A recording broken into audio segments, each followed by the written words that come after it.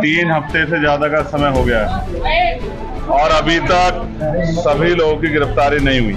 हमारी ये मांग है कि किसी भी कीमत पे बहन बेटियों के साथ जुल्म ज्यादती बर्दाश्त नहीं की जाएगी कि कहीं ना कोई दबाव है। इस दबाव के कारण किसी बेटी को न्याय न मिले, ऐसा देवभूमि में नहीं होना चाहिए। ये सरकार का काम है। अगर हर चीज के लिए मांग करनी पड़ी तो जब वो जनता से वोट मांगने आते तब उनको शर्म क्यों नहीं आती। अगर लापरवाही हुई तो सेशन आ रहा है, बजट सेशन, मैं पुरजोर कोशिश करूंगा कि इतनी जो विभत्स घटनाएं घटी है और जिस तरह से अधिकारियों ने इस पर लापरवाही बरती है, इसको मैं पुरजोर तरीके से पार्लियामेंट में उठाऊं। पीड़ित परिवार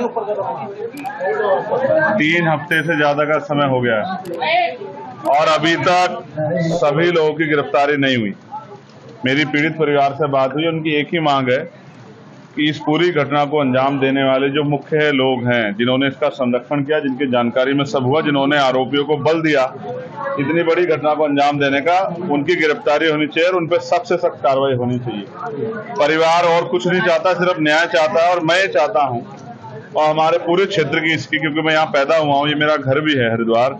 हमारी ये मांग है कि किसी भी कीमत पे बहन बेटियों के साथ जुल्म ज्यादती बर्दाश्त नहीं की जाएगी और ऐसा अपराध करने वाले, उनको सह देने वाले हर व्यक्ति पे, चाहे वो सत्ता का व्यक्ति हो, चाहे वो विपक्ष का हो, कोई भी हो, कितने बड़े ताकतवर हो, उसको बचाने का प्रयास शासन और प्रशासन ना करे।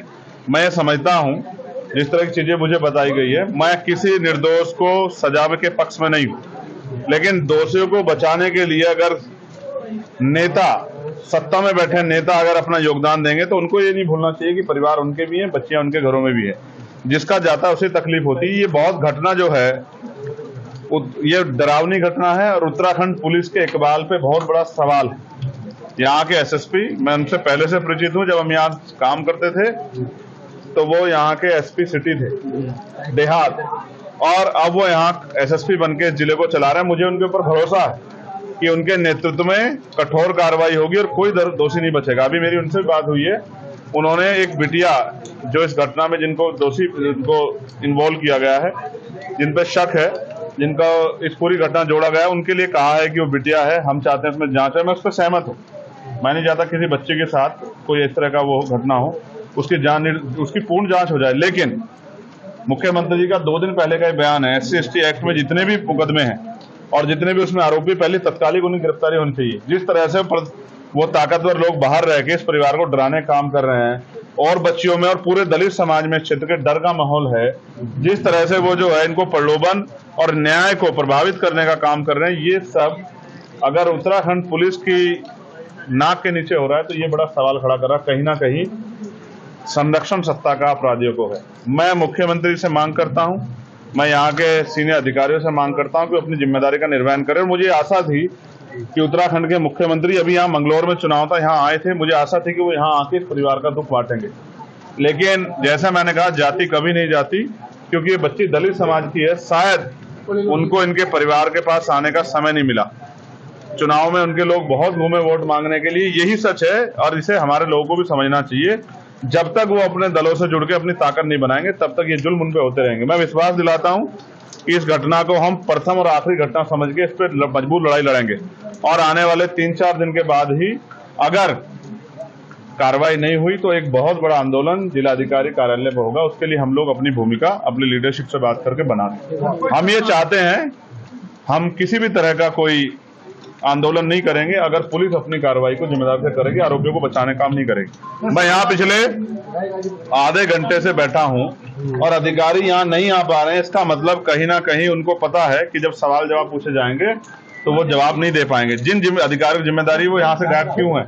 वो इसलिए गायब है क्योंकि उनको पता है कि वो अपनी ड्यूटी से धोखा कर रहे हैं, अपने कर्तव्य धोखा कर रहे हैं, इसलिए वो यहाँ से गायब है।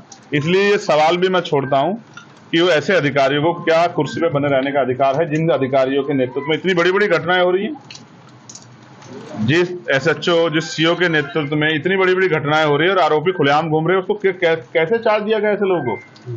तो ये बात इस बात को स्पष्ट करती है कि कहीं ना कोई दबाव है। इस दबाव के कारण किसी बेटी को न्याय न मिले, ऐसा देवभूमि में नहीं होना चाहिए, ऐसा मेरा विश्वास।